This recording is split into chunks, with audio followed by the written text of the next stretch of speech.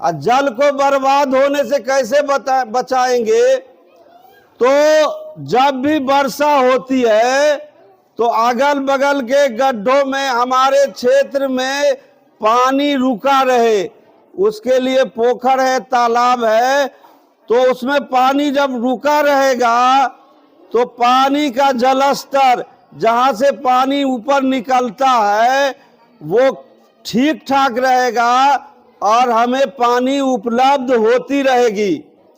और एक बात और जानिए कि पृथ्वी पर 75% भाग पानी है, लेकिन कहाँ है? समुद्र में है, और उसमें भी पीने योग्य पानी बहुत कम है। इसको इस तरह समझिए कि अगर हम 1 बाल्टी पानी भरते हैं तो 1 बाल्टी पानी में से अगर 1 मग पानी निकालते हैं तो उतना ही पानी पीने योग्य है। और आप लगातार देख रहे हैं कि पानी की समस्या हो रही है। पानी रहते हुए हमको प्यासे रहना पड़ता है, तो हम लोग का कर्तव्य है कि जल को संरक्षित रखें, वर्षा जल को भी संरक्षित रखें, और जो भी नाला है उससे पानी ज्यादा दूर नहीं जाने दे, अपने आस पड़ोस में उसको रोक के रखे। वो पानी जब जमीन के अंदर जाएगा तो भूमि का जलस्तर बना रहेगा। उसके बाद आता है वायु प्रदूषण। वायु प्रदूषण जो समस्या है, जानिए कि प्रकृति में हर चीज की व्यवस्था है, लेकिन उसका जो सिस्टम है उसको हम मानव तोड़ने पर उतारू है। जितनी आवश्यकता हो, प्रकृति में हर चीज है, जितनी आवश्यकता हो अगर हम उसका उतना उपयोग करेंगे तो फिर वो रिफ्रेश हो जाता है। लेकिन अब ऐसा जीवन लोग जी रहे हैं कि वो ये नहीं देखते कि हमारे पास पैसा है तो हम सब धुआं में उड़ा दे।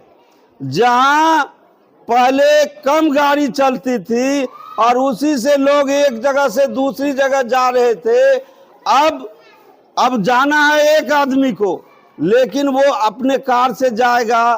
तो अगर 50 आदमी को जाना है तो 50 कार चलेगी, 50 वाहन चलेगा, तो हम लोग जानते तो उसमें ईंधन तो जलेगा, और ईंधन जलेगा तो उससे प्रदूषण बढ़ेगा। तो प्रदूषण रोकने से हम लोगों को फायदा है, तो हमें ध्यान में रखना चाहिए कि कम दूर जाना है, नजदीक में जाना है तो पैदल भी जा सकते हैं, और ऐसी सवारी का उपयोग करें जिसमें ज्यादा से ज्यादा लोग बैठ सकते हैं। और जो भी आप मान के चलिए कि बिजली बिना लोग नहीं रह पा रहा, पिछले सप्ताह हम बतलाए थे, तो हम उसके दुरुपयोग को रोकें। ऐसा नहीं है कि हमारे पास व्यवस्था है तो हम उसको बेमतलब खर्च करें। आए दिन बताया जाता है कि बिजली के खर्च पर ध्यान दीजिए। ऐसा नहीं समझिएगा कि हम जल रहा है, हमको क्या फर्क पड़ता है।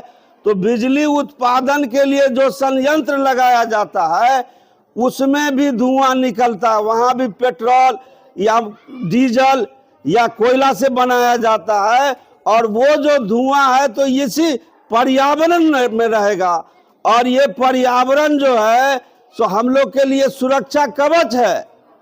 तो हम प्रदूषण पर ध्यान रखें, उसको कम से कम करने का प्रयास करें, ये हमारे जीवन के लिए लाभदायक है। भविष्य में किसी तरह की ऐसी घटना नहीं होनी चाहिए जो हम लोगों को अशुभ लगे।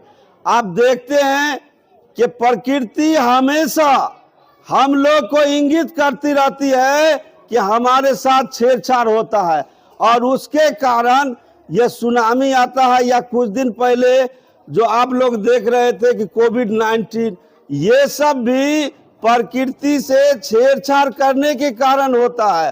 तो हमको प्रकृति को अक्षुण्ण रखने के लिए, शुद्ध रखने के लिए जहां तक हो प्रयास करना चाहिए। और इसमें देखिए भूमि संरक्षण, भूमि का संरक्षण हमको कैसे करना है। अब पृथ्वी है, पेड़ पौधे हैं, तभी न जीवन है। जिस तरह जल ही जीवन है, पेड़ पौधा अगर नहीं रहेगा पेड़ पौधा नहीं रहेगा तो हम क्या खाएंगे, पेड़ पौधा नहीं रहेगा तो हम सांस कैसे लेंगे। तो सब एक दूसरे से रिलेटेड है। तो हम लोग का कर्तव्य है कि हम पेड़ पौधा को जो इस तरह काट रहे हैं, ठीक है, जरूरत पड़ने पर हम उसका उपयोग करें, जरूरत भर उसको काटें और उसको लगाने का भी प्रयास करें। आप देखिएगा कि कहीं पानी बह रहा है नदी किनारे, अगर वहां पर पेड़ लगा हुआ है तो वो मिट्टी के कटाव को रोकता है। तो हर परिस्थिति में हमको पेड़ पौधे लगाने का प्रयास करना चाहिए। ऐसा करके हम भूमि का भी संरक्षण करेंगे, प्रदूषण का भी संरक्षण करेंगे और हमारा जीवन सुलभ आसान हो जाएगा। धन्यवाद।